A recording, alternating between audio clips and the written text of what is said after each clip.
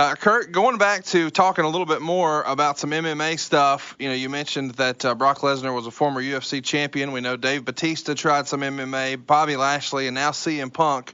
They're all trying their hand at MMA. And over the years, of course, there have been stories that you got very close to signing with the UFC.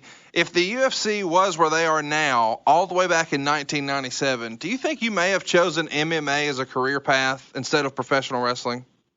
Well, I'll say this. Unfortunately, because how much I love pro wrestling, I don't think I would have gone into pro wrestling. I think I would have done UFC. I think I would have done MMA.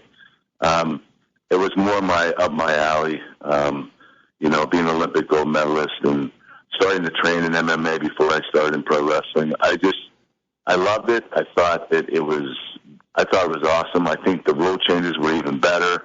Unfortunately, the UFC didn't start becoming popular until after I signed with WWE and I started having a lot of success.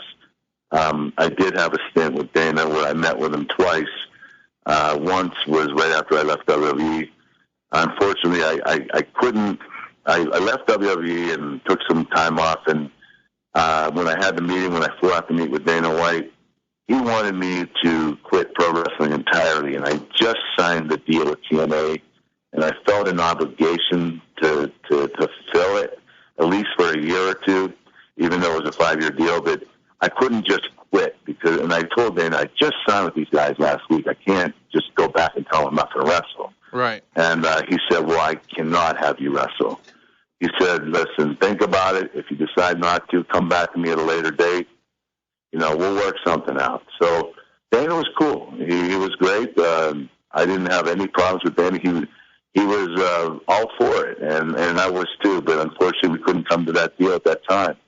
Then in 2010, we had the situation with my ex and Jeff Jarrett and all that crap that was going on, and I was looking for a way out of pro wrestling, and I called Dana and met with him again. And this time he wanted me to be on Real Fighter with Kimbo Slice.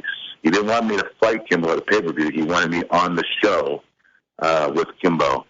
I was okay with that, but he was going to start the show in 4 weeks.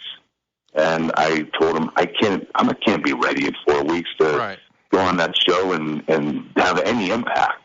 I need at least 3 to 6 months. And he said, well, we're starting. I'd really like you on the show.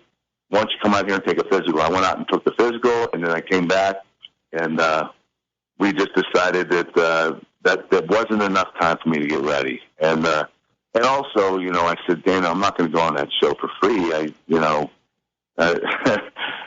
know these guys go on the show for free for a contract. He said, no, we'll give you this amount of money to be on the show, and I'll give you a 6-fight deal regardless of what happens. Dana was great to me. I don't have any problem with Dana, but I just could not come to the grips of being ready in 4 weeks. I didn't want to go in there unprepared and embarrass myself because, we all know these guys are world-class fighters, and I wanted to be ready.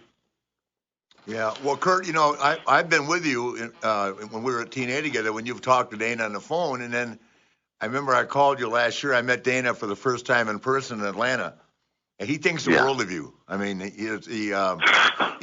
all those MMA guys, actually, they all stayed at a hotel that I was staying at visiting my girlfriend in Atlanta, and right. You're legendary with those guys. They look up to you as if you were actually a champion, a current champion, or a former champion. That's how much respect you have from these guys with your amateur wrestling skills. So, and Dana thinks the world of you. The first thing I said to him, I said, I know Kurt Angle. He said, God, I love Kurt. Wish we could have got him.